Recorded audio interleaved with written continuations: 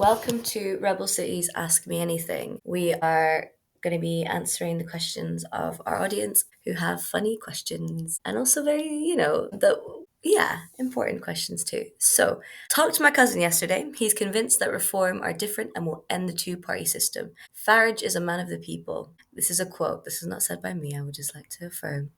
Yeah. So, Yeah. the fuck? Yeah. Hey, look, that's super common. You'll see it amongst in the comment sections of a lot of places. People like to be on the winning side of things and they like to feel like they're part of the rebel alliance and they like to feel like they're part of an insurgency. And you can see that enthusiasm and excitement amongst people who do support Farage, right? Like, is that we're part of this amazing movement. You're not part of a movement, mate. He doesn't give a fuck about you and he's not going to do anything for you.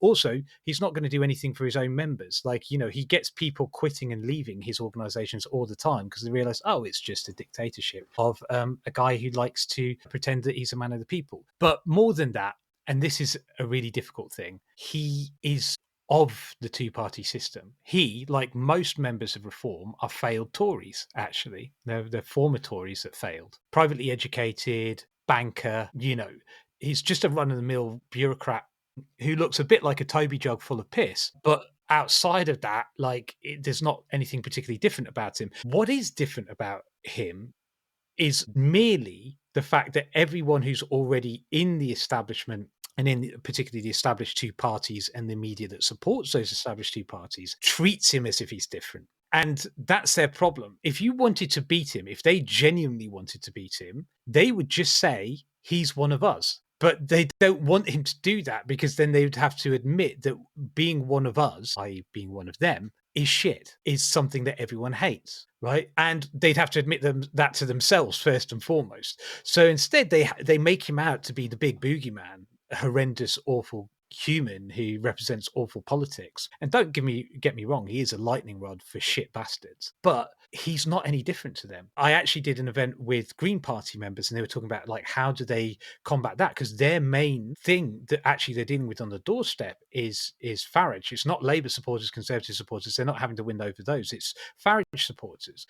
And they're like, we try and point out like he hit and run on Brexit. He's got no plans. He has Thatcherist economics, blah, blah, blah, which is a bit, but also they say like, we try and point out like his plans on migration are unworkable and they're cruel and they're inhuman. I'm like, don't bother with any of that. Like, first off, his plans on immigration are no different to the Tories or Labour. We've actually seen this under Trump, right? Like both Obama, but particularly Joe Biden. Joe Biden was deporter in chief. I mean, deported far many people in his first 100 days than Trump did. Now, Trump has broken the rule of law and created gulags outside of the country to like illegally deport people. But in terms of actual numbers, it's far, far less. Right. The reality for that, the reason for that is because he's incompetent. Farage is incompetent, right? Like he doesn't understand what local government is. He's made a bunch of statements saying, oh, we're going to scrap this and that. That's not something that you can do. These are things that he doesn't understand. So in many ways, he's exactly the same as the people in government, which is he's really incompetent and doesn't know what he's doing, except he's more incompetent than them. So he wouldn't achieve anything on migration that the Tories and Labour aren't already doing, and they're doing it more effectively because they're better organized.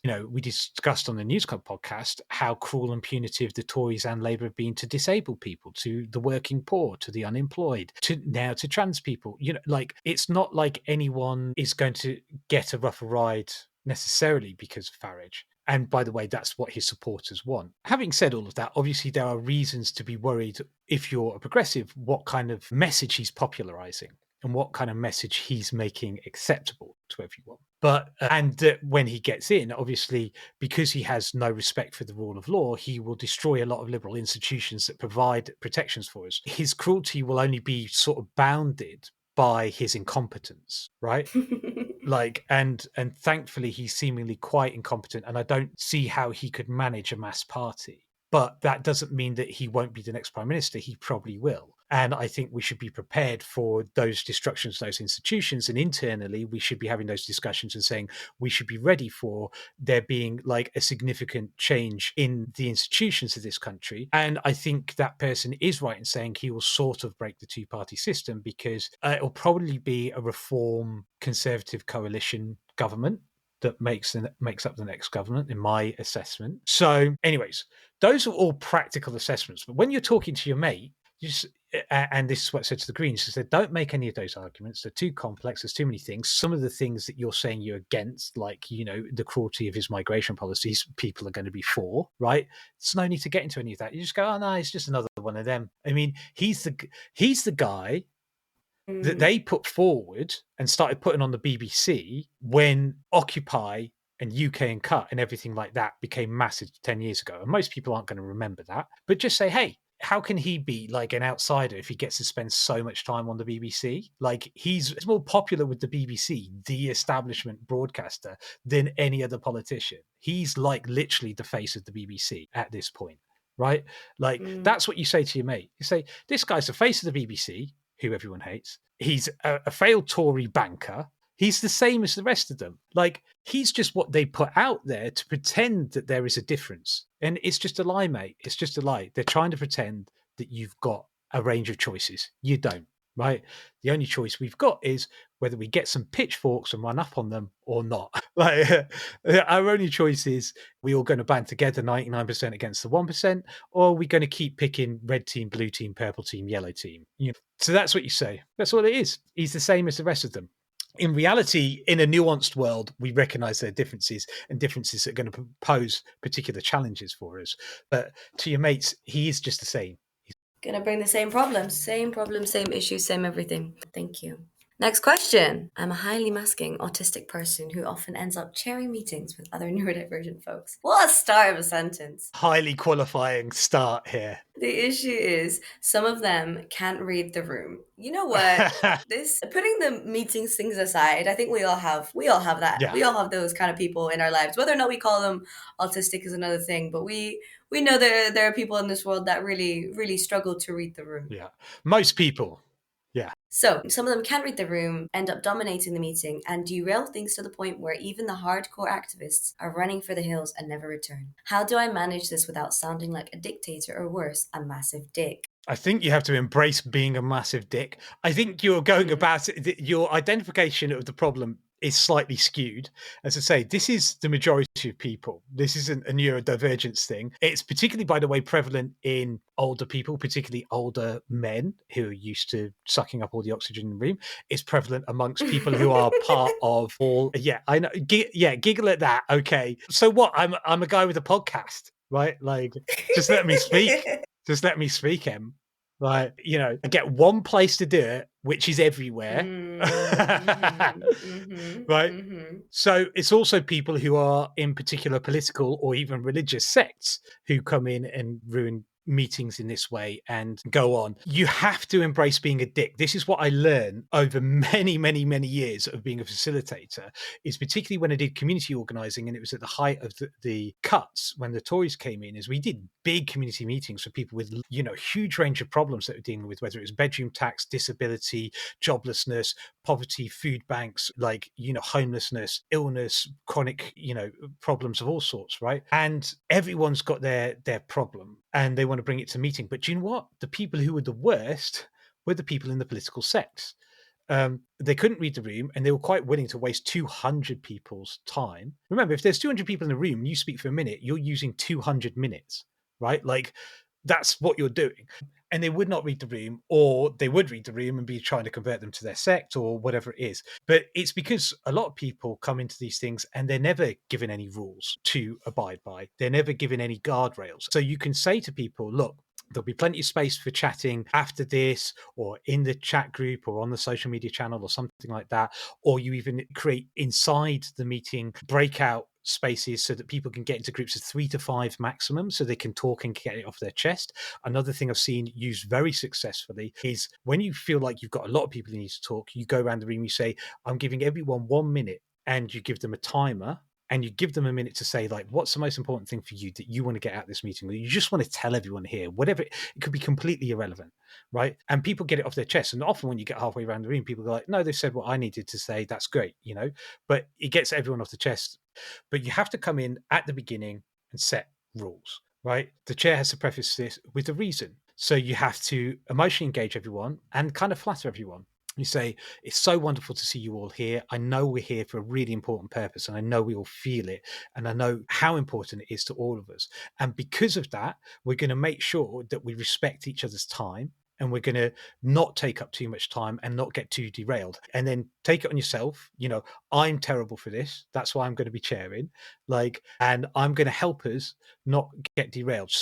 I've seen people with big clocks do this, right? And they get out a big clock and they say everyone's got 1 minute 30, or you go through the agenda and you say each part of the agenda has this long for it. And often you see that in very structured organizations. The agenda has 10 minutes for this, 15 minutes for that. And you remind people periodically during that, we've only got a few minutes left, if we can bring it back to the point of the agenda. And as I say, within it, create some free discussion space within your agendas so that people can get the stuff off their chest or go off in different directions, because that's part of being a human too. And we all need to do that. You can also crank hole people, which is take the people who are the particular cranks and put them in a hole, put them in a working group together and get them working with each other so that they're not bringing their crankery to everyone else. So there's lots of techniques, but you start off at the beginning, you say, here's the rules, here's why we're doing the rules, right? And it's because you're fantastic. We all want to do something really important. So, we're going to focus on this. If there's anything that is really burning, we'll chuck it in on any other business at the end, and we'll make sure we address it. And every time someone goes off, you cut them off, and you have to be hard to do this. It's really hard to cut someone off. You go, that's really fantastic. We'll chuck that in AOB and we'll come back to it. Okay. We'll come back to it at the end of the meeting, and we'll put a special section for that because you were talking about something really important there. But I just want to bring us back to what we're talking about right now. And you have to be brutal.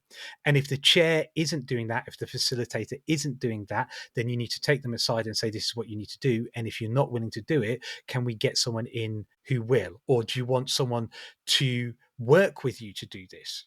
You run through the meeting and someone else says, I'm going to try and keep us on track, right? Make it a team effort, make it 2 or 3 people, Timekeeper. Yeah, get a timekeeper in, an agenda watcher, secretary. Again, often the chair and the secretary will manage these things together in very established groups. You have those mechanisms. That's what you need to do. Yes, sir. All right, next question. So, I've just joined a board of trustees. I tell myself it's to make change from the inside. Lol. but deep It's a down, good I'm beginning. worried.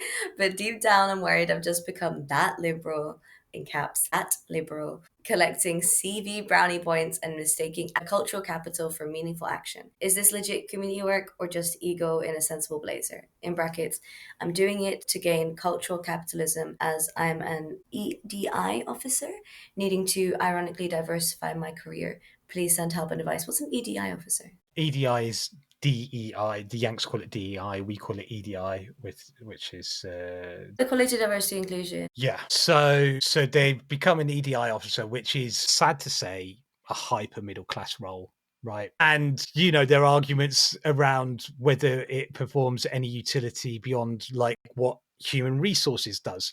Why do you need human resources if you've got a strong trade union and good working practices? Why do you need EDI if you've actually got equality, diversity and inclusion? So so that's the kind of job they're already doing, and then they're sitting on boards and saying to themselves, no, this is activism. It's probably not activism.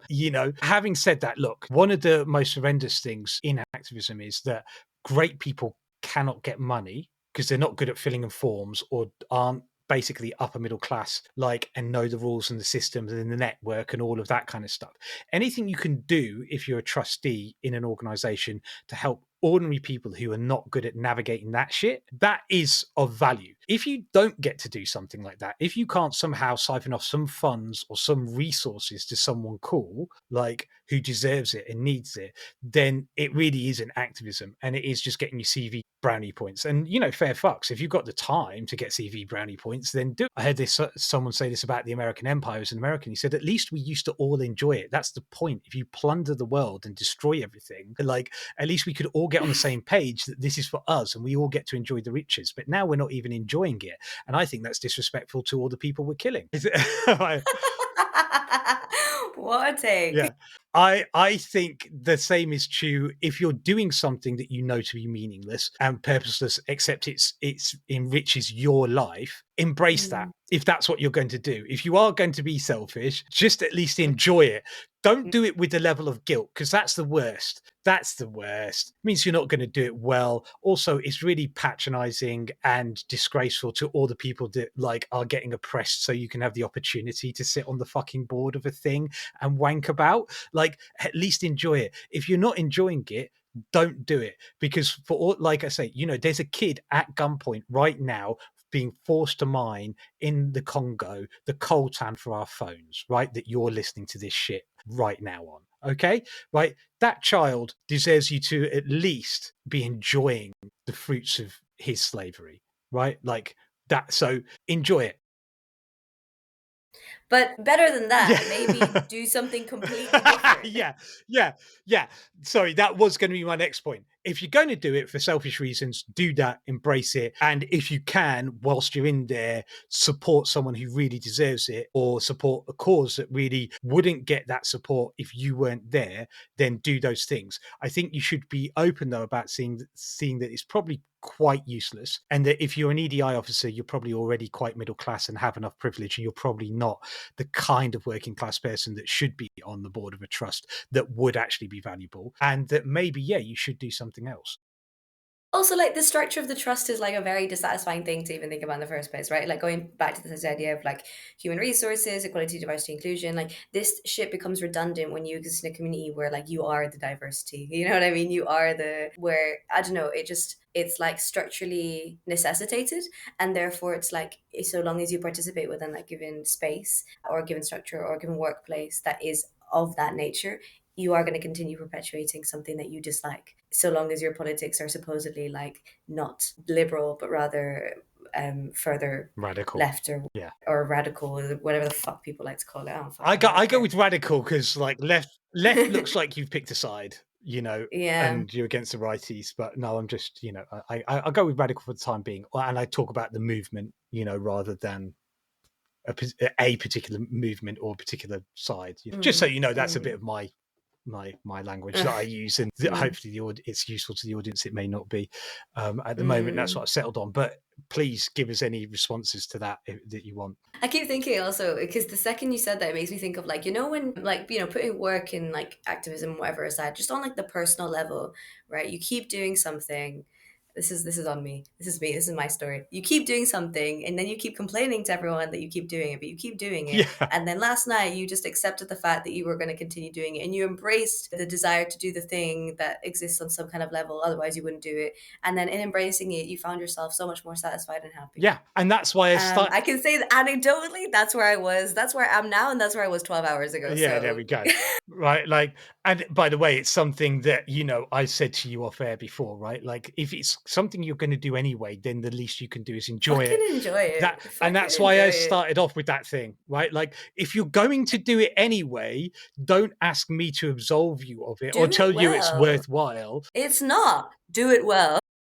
Understand it's not worthwhile, but you're going to do it anyway because you enjoy it. And do you know what? As I said, I say often, in the community, we all do different things and it contributes to the whole. And in some way, this will contribute. Having said that, if you need to do some sort of guilt offset, then put either some time. Kill upset. Like we're gonna, like, in the guilt economy, if you want to buy your way out of guilt, you can do that with your money or time by giving it to truly radical causes that you probably already know are better than what you're doing. So if you're giving your time to something that is not valuable, but you want to do it anyway because it's just something you like doing and it's interesting to you, that's okay.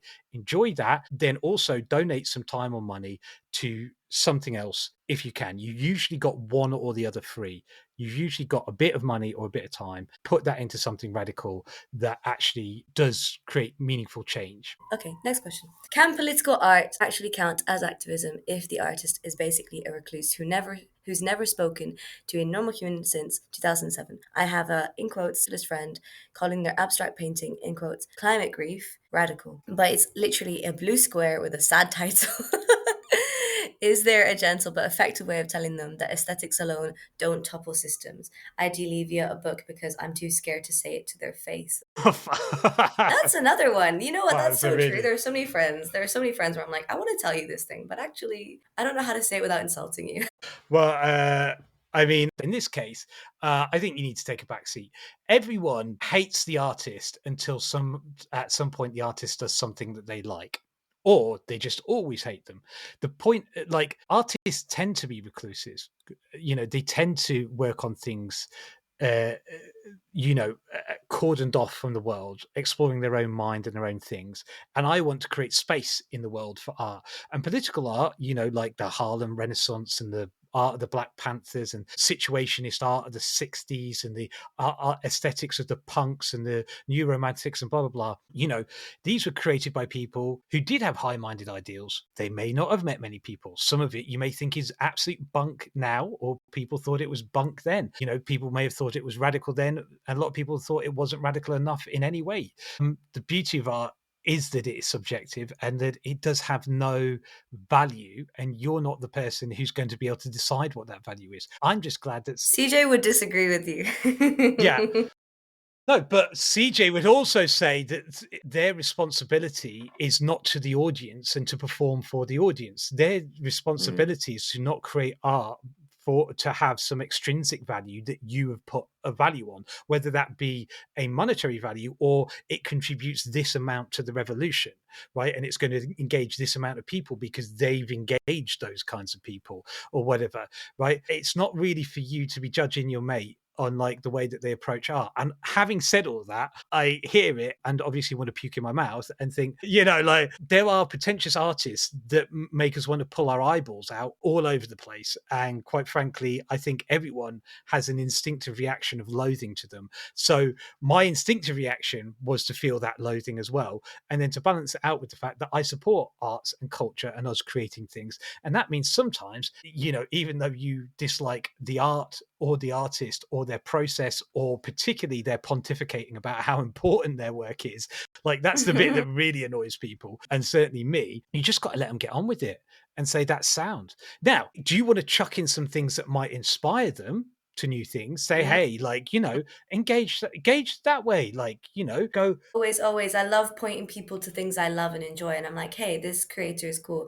Hey, have you seen this piece of art? Hey, have you heard of this movement in Chiapas that declared war on the Mexican government in 1994? Are you familiar with the poetry of Subcomandante Marcos? Are you Yeah. familiar with all these really, really cool people doing really, really cool things and really, really cool art? Yeah, exactly that. Like, think, and point them to revolutionary artists like Frida Kahlo or whoever it is, right?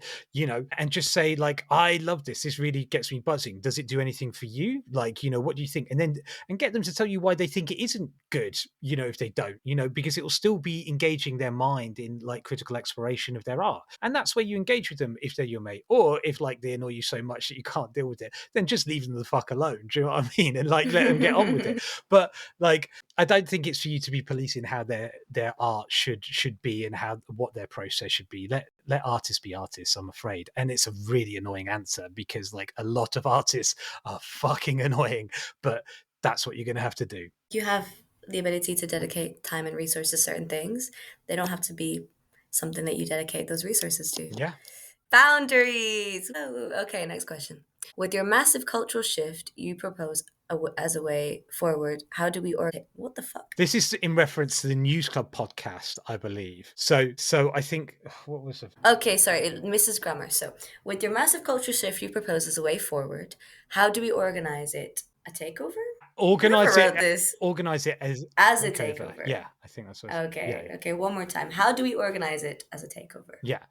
I think that's a really interesting question. So, if for those who weren't listening to the previous podcast, I was talking about like how we need to just get people together and then from people coming together, get them plotting and planning and creating particularly culture, because that's the stuff that we all buzz off. And that's what will create community and it'll get us excited about creating change. It'll help us envisage new worlds. It'll make In us, a very organic yeah, way yeah. that makes sense to people intuitively and that isn't like I think I'm always going to come against a bit of a wall when attending or going to events that are like super organized and facilitated because it's like so intentional to the point of being inorganic and you're just there like, can we just like hang out and eat relatively inexpensive food, please? Yeah. So, like, earlier I was answering that question about like how do you have meetings where like you deal with people just going off on tangents, and you have to realize that that's actually the most of human interaction is like us bouncing off each other like sort of radical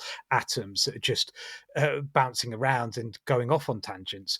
The point of those kinds of meetings that I was saying you have those very stringent rules are usually organizing meetings, and organizing meetings do need to have these strict rules so that you take all the flurry of ideas that have usually happened before the meeting. That's the point. The meeting is always the middle point of a process. Loads of ideas and stuff have been bubbling around and people have been hanging out. And they say, let's have a meeting and we'll try and shape these into something. And you have an agenda so that you can shape them into something and give everyone some tasks.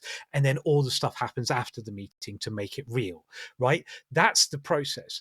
And so, how do we organize this as a takeover?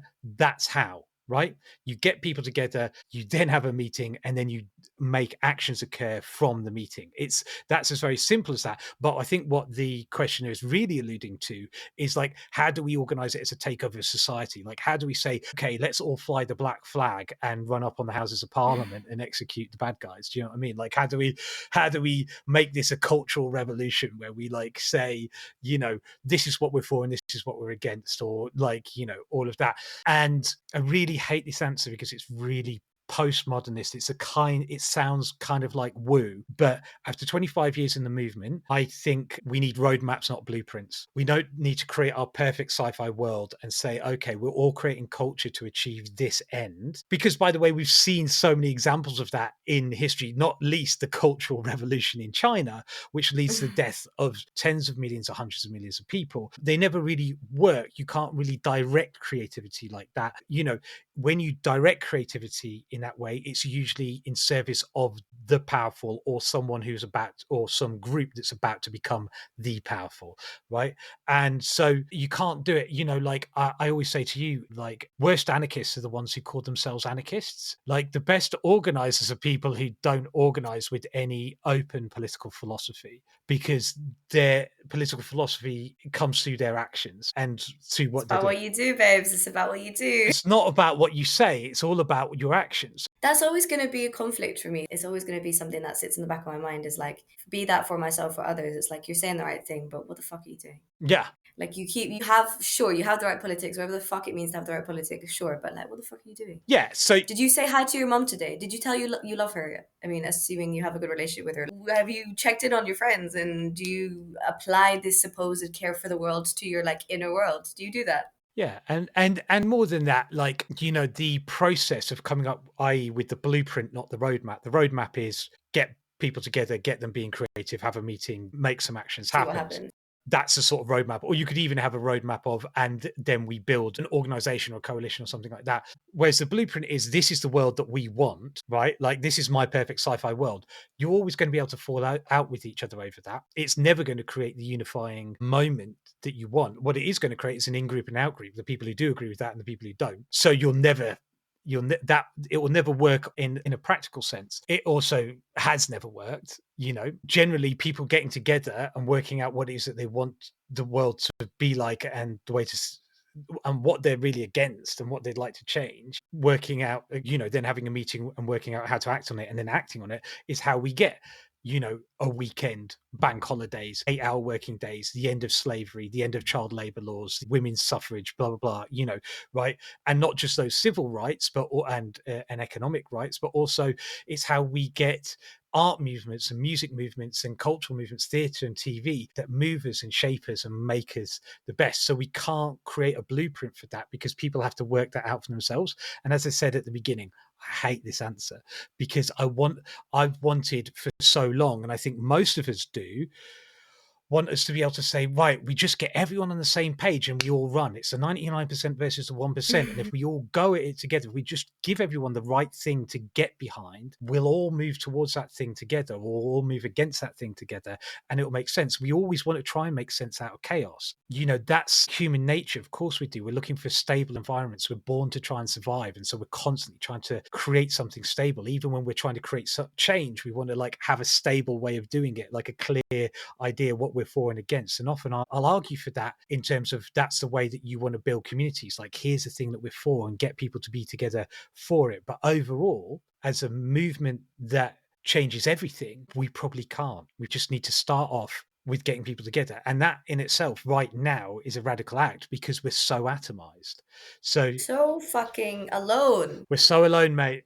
Why don't the homies want to cuddle? Cuddle me. Come cuddle me. Fucking hell, mate. Okay.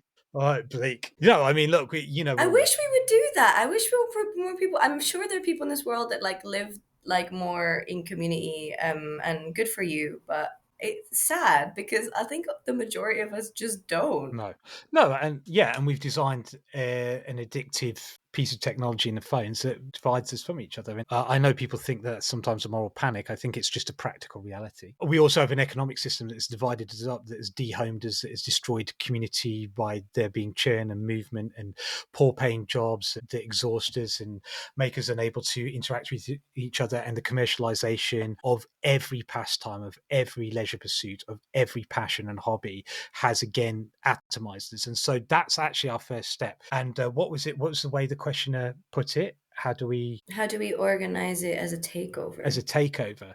The takeover, we don't need to organize it as a takeover. It will become a takeover when enough people are spending enough time with each other to come up with plots and plans and their own things. That will be it. But maybe, by the way, if that movement, if we're here in a couple of years' time and you talk about that, I might be able to give a more detailed answer, because maybe over the following couple of years, lots of people will get together and you'll start seeing the shape of ways that we could organize it to be a takeover. I just don't think we're even close to that right now. Yeah, no. So what? How do we get closer? Just Organize events around things that you love. What do you love doing? And organize those events. Or if you don't love doing anything, how about you go to something that other people organize and just try some things and become part of a community? Whether that's like motorbiking or football or like board gaming or pottery or choir or dance. Like, there's a million things out there, running, whatever it is, but make sure it's being part of a group. So either to mm, organize something yourself if you're feeling really confident, or you've got a deep passion and you're just like, I just wish a couple of people play Games Workshop with me, right? Like, not speaking at all from personal experience. Find your tribe and then build that tribe, right? Or if you haven't got anything, try some things and you'll find something. Probably not because you love the thing, but probably because you love the people. mm. And when you find the people that you love being with to do whatever the thing is, it can be a knitting circle, man. Like a knit and chat, which is amazing, by the way, amazing thing to do. I love the gossip. Might be watching reality TV together, whatever.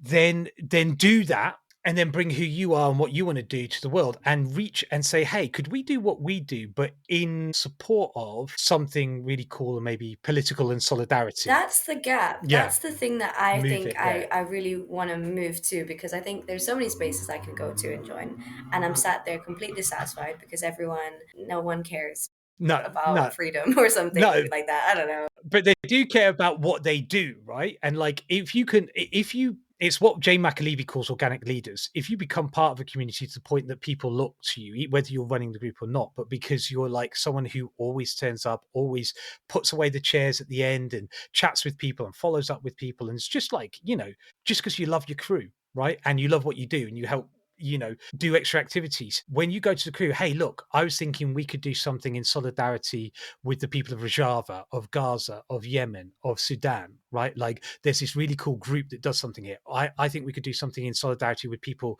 disabled people who are fighting this thing right now. Maybe, what we do at our knitting circle is we could do a taster session at the disabled people against Cuts group. We do a taster session at the beginning of their next session. And then they could come and do a taster session of what they do at the beginning of our next session, right? Like, propose little collaborations like that and start bringing people, mixing people's worlds. Like, that's, I think, the next step, because as you say, otherwise you're just ending up doing a hobby. But you can start off by doing the hobby and becoming part of a community. Once you're part of that community, because you love it, right? If you do it because you love it and you love the people there, that will shine through and people will want to hear from you. It's why people hate politicians. They come and knock on your door and ask you to support them, and they do nothing for you, and they're not part of your lives Yeah. in any way. Be part of people's lives because you love it, right? and then bring them to something else, because there are all those other political things already going on as well. But actually, I don't think you grow those political things by telling people to join them. They already have a natural ceiling, and they probably, that group has got as big as it can do by doing what it does, flyering, or doing demos and stuff like that. Bringing in those other groups comes from actually participating in those other groups first and foremost, and actually being part of them. you know Yeah. like, you can take it to levels and levels and levels. Any community you join, you can move it in a fascinating and beautiful way. But it has to start. So long as it is community, Yeah. and so long as you are acting from a place of love. Yes, exactly that. All Okay. right, last question. Last question. Is there such thing as green migration targets? I think that's just misunderstanding migration. Migration is caused by five things, right? It's called three push factors and two pull factors. The pull factors are like economic opportunity, which like is actually really a push factor. You want economic opportunity because you don't have economic opportunity at home. The push factors are environmental destruction, political oppression, and violence. Yeah, right. And so really, you got four push factors, right? Like lack of economic opportunity, i.e., you can't make money, you can't live a good life materially. Political oppression, you can't be yourself and be free in your country because you will get oppressed, right? Environmental destruction, that might be desertification, flash floods, it might be pollution in the rivers and the waters. I recently saw a video of a beach in West Africa just covered with clothes, miles of clothes that are clearly being dumped offshore or something, I don't know. So environmental destruction, or war, right? Or military, like civil wars, occupations, oppressions, right? That's what's causing migration. And green migration will be forced by that increased environmental destruction that comes with these heightened climate effects that are occurring because of man-made climate change, right? And they're already happening at an increasing rate and causing more and more devastation, and that is going to exponentially, and that means increase by in factor an ever increasing factor of increasing, right? It's just going to keep increasing at a really astronomical rate from this point onwards. That's going to be a reality of our lives. And we could see a migration of several billion people in our lifetimes. There is no way of setting targets for that.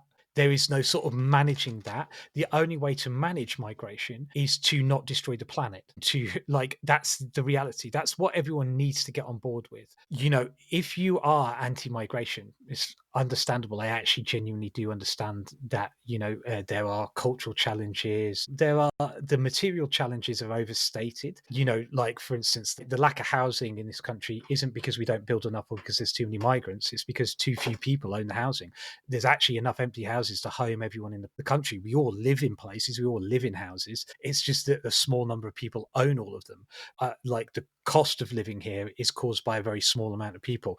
We could fit all the houses in the UK on all the golf courses in the UK, right? Yeah. Really? That's how little of the island Wow. is taken up by housing. But because we drive everywhere, all of our environment to us seems incredibly built up. And of course, it is because it's incredibly industrial, the world that we live in. And of course, the green spaces are largely deserts. Like Britain is the most managed, countryside in the world. We have no wild forests left. We have no really wild spaces left, barely, right? Most of the hills and the mountains are deserts because we got rid of all of the trees and the rainforests that were there. Like Britain was a rainforest. It was a cold rainforest, but it was a rainforest. And we've destroyed all of that, right? Because we've turned it from the Middle Ages onwards by kicking peasants off the common lands and forcing them into factories and other places. We've turned all of the land into productive land to make food. Pretty much all of it makes food, or it's to the leisure activities of the uber rich. 1,000 families own about 50% of the land in the UK. A lot of it's just turned over to grouse shooting. It's just places for posh people to go and shoot grouse. It's unbelievable. But anyways, that seems tangential. But what it is to say is that we have space, and we're going to have to maybe accept that, and we're going to have to learn how to manage our resources better to deal with the fact that migration is going to occur, whether we like it or not, unless we stop funding dictators, because that's what our foreign aid does, is support dictatorships, and that's what we do with our secret services. If we don't stop destroying the planet and supporting, again, it's British fossil fuel companies, BP and Shell, it's up there in the top 5 companies in the world that are destroying the planet, right? And so unless we take control of those companies and stop them destroying everything, unless we stop supporting wars with our arms industry. And again, our government supports lots of terrorist organizations. It also supports lots of violent occupying states around the world. Unless we stop doing that, we're going to cause migration. And unless we stop robbing those countries of their natural resources and let them utilize their natural resources to build up the wealth for the many, unless we stop supporting dictators and political parties in those other countries to ensure that we can keep robbing their resources, then there's never going to be any economic opportunity for people in those countries. There's always going to be a certain amount of people who are going to want to leave because people are not coming here for the weather and the food. Trust. Like, honestly, anytime I step back into the sun, a country with sun, with, well, I mean, with the way climate change is going, this becomes a country with sun. And I was tanned for the first time in the UK, which is fucking insane. Yeah, they're not coming here for food and the weather. They're coming here because we destroyed their home in one of many ways, usually all three together: environmental destruction, destruction of economic opportunity, and supporting of politically oppressive and militaristic organizations, right? We've done that to them. Migration is what we're going to have to deal with, and there isn't really going to be a way to stop it. There cannot be like targets, there's going to be like a short interim where maybe like at the moment you're seeing very heavy migration targets. It's, by the way, those migration targets, if achieved, are going to really screw up our economy, but that's fine. I don't really care. Like, we deserve that to happen to us. But talk of green migration targets, we really are looking at the wrong problem if we talk about like, are we going to set numbers on the amount of people that can move from one place to the next? What we need to do is set green distribution targets, which is how do we redistribute wealth, power, and freedom to everyone around the world so they don't have to move, right? Like, that's what we're going to have to do. And again, that seems like an unnecessarily complex answer, but like, yeah, we can't really have green migration targets. I don't think it would be ideal for there to be a huge amount of migration to Britain or Europe or to anywhere for everyone involved. I think that would be miserable for everyone who's forced from their homes, and everyone in the host countries who are going to have to deal with the consequences of their actions and our greed, right? We're going to have to deal with the consequences of our greed and of the theft that we've committed and that we're committing daily right now and that we're all profiting from by welcoming in lots of people and changing the way that we structure society economically and so forth. The only potential positives from that is that we actually move to a more coordinated planned economy that relies less on the market and more towards redistributing wealth so that we can all like survive, because that's probably going to be the only way that we can deal with the huge amounts of numbers of people that are going to have to move in the coming decades. The other thing I was thinking, just in relation to like these targets, is also like, you mentioned before this idea of like being the 99 against the 1%, but I can't let go of this idea of the fact that like, it's like there's someone with a gun and they're shooting the entire room, but then also simultaneously themselves in their own foot. And I think even going to like the podcast that we've just been on, the ABC Charts review and disability cuts, all of that. Again, the whole time I'm just sat there thinking, like, at no point are the people who are part of the operations of making these systems flow thinking to themselves, this is completely inconducive to like not just the well-being of others, but my well-being. Yeah. No one's living in an ideal system here. Like it's weird to say. No one's winning. No one's winning, not even billionaires. No one. No. They're definitely not winning, even Because if their it seems daddy like they is are. still not going to love them. Their Right. dad still will never love them. There is no number that is going to fill that hole. There is no added zero that will fill the hole in their soul. The only thing that would ever fill the hole in their soul, and that's what's really screwed up about our society, is a community, is feeling valued by the people around them. And they think having material wealth does make them valued, but then they find, and you see this, that they are not valued, they are feared or sycophantically kissed up to, but they don't have that relation of equals giving them respect, love, care, and affection, which is what we all deeply desire.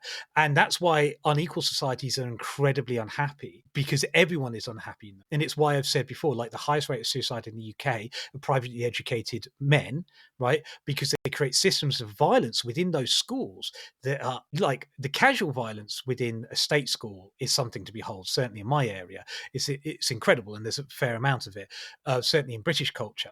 But the systematic violence in private schools is brutal, and it's a class brutalizing itself to force itself to like perform the roles that they need to within the banking sector and otherwise. And I have very personal experience with this, and I know these people, and they're sad and they're empty and they're alone, and they're as deserving of pity and love as everyone else.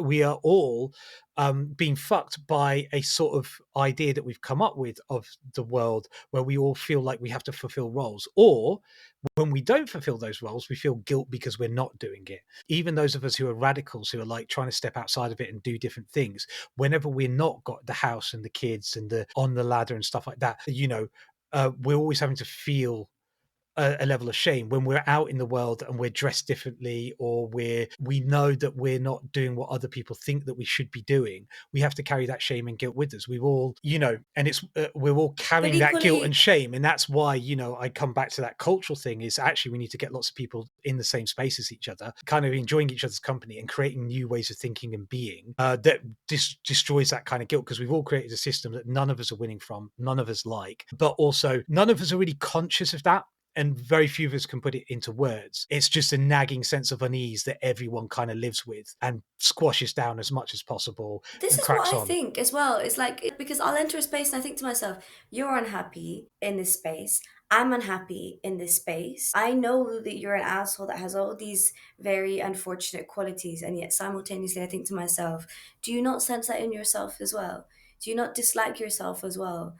Do you not want to then change and love yourself to be the person that loves others as I well? think self-reflection is really hard because we're no, genuinely, because we're social creatures. Like, and so we reflect on Mm. ourselves by the way others see us. And so we constantly try to perform roles for the sort of approval of others. And again, so people from particular classes perform in certain ways because they think that's what's expected of them, not because it makes them feel good deeply, but because It's such a disconnect for me. Like I want to talk about the fact that it feels like such a spiritual disconnect, which sounds so abstract and so like non-material. But it's like when I think about it deep enough, I'm like, it's a soul thing. yeah, I mean, look, Marx talked about it in Alienation, right? Like, so even the arch materialist, Marx is obsessed with like culture coming from the material world. Like Michelangelo painted for the church, so the church paid his wages. So it's the material power structures that pay for the art, right? Like, but even he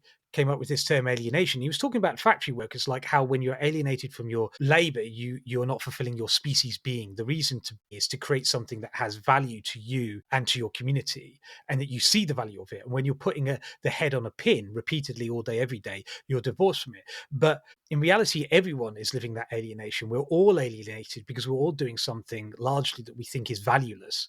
We're all putting the head on a pin in a factory in some way, whether that's mentally or physically. And so we are all of our souls are like crushed by the society that we have created. And we all enforce that society on each other. It's not just the Which is rich the other doing it. bit. It's not just the billionaires. Like you are like making your own suffering. That's the bit that like really gets to me as well. Because it's like I'm making my own suffering every time I don't follow and do and act out of love. I am perpetuating this system of hate. Like as I don't want to sit here and compare myself to a billionaire because like nah.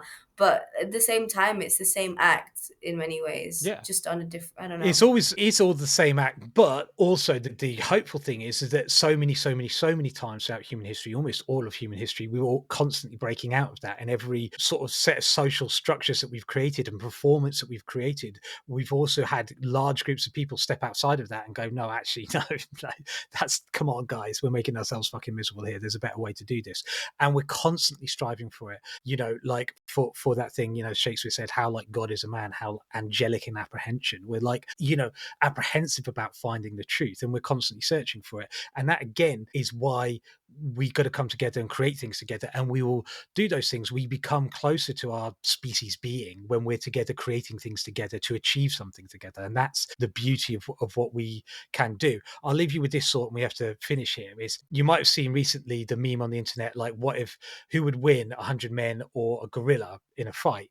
Well, Yeah, what is with that? yeah, everyone loses, right? Like, everyone loses in that. That's the point. Yeah. We've created a system there. So even in the 99% versus the 1%, we've still got a system where everyone loses, right? Like, because the gorilla doesn't want to be killed, and nor do inevitably the men who have to hunt and kill it with their bare hands kill the thing actually, but also several of them probably are going to get brutalized. I mean, it's going to be an unnecessarily vicious and violent thing, and doing it for what purpose? I think it's a really interesting thought experiment, because it shows us engaging in like the concept of, what if we did this awful thing that none of us would want to do and everyone loses out of? Like, who would win there? No one, mate. No one wins. And that's the system we've created, which is 100 men versus a gorilla, right? Like, barehanded. No one wins. So let's get together and create something else. Thank you for that. That was nice. Lovely. Keep those questions coming in. Drop them in on the Instagram, Rebel Cities, at Rebel Cities. Do it. No, at Cities At Rebel, Cities no? Rebel. Sorry, at At Cities Cities Rebel. Rebel, At yeah. Cities You didn't get the Rebel. Instagram hand. Cities Rebel. Maybe. I don't know. Take it as you like. Cities, whatever the fuck you Yeah. want. Catch you soon. Catch you next time. Bye.